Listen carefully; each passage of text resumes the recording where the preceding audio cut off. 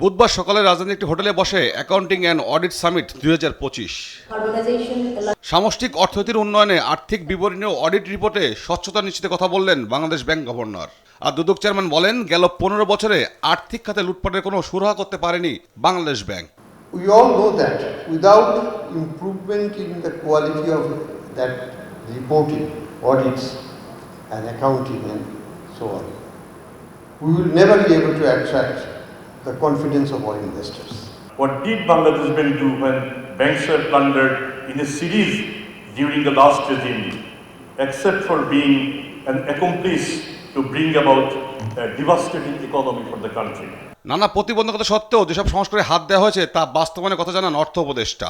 এক্ষেত্রে IMF, বিশ্বব্যাংক সহ উন্নয়ন সহযোগীদের যৌক্তিক পরামর্শ গ্রহণে কোনো ক্ষতি নেই বলে মনে করেন তিনি। আমরা বেশি দিন নাই, তাই না?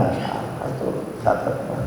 আমি স্পেশাল আর্টিস্টের যে কতগুলো বেসিক রিফর্ম, লং টার্ম বা মিডিয়াম রিফর্ম করবো না, কিন্তু যে কটা ধরেছি সেটা আমরা দিচ্ছি, চেষ্টা করবো ইমপ্লিমেন্ট করতে।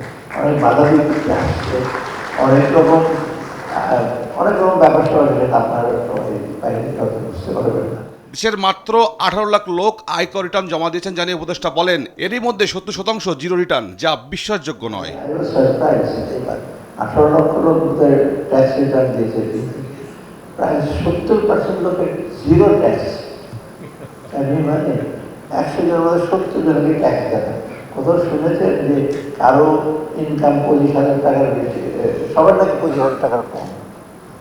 রিক্সাও তো 25,000 টাকার বেশি আয় করা, রিক্সাকে আমি ট্যাক্সেবল হিসেবে ধরছি না। অর্থাৎ এইরকম যদি হিসাব দেয় এবং ব্যবসাটা যদি কোটি কোটি টাকার বদলে যদি বলে আমার 1 লক্ষ টাকা মাত্র বিক্রি হয়েছে, সেটা ঠিক না।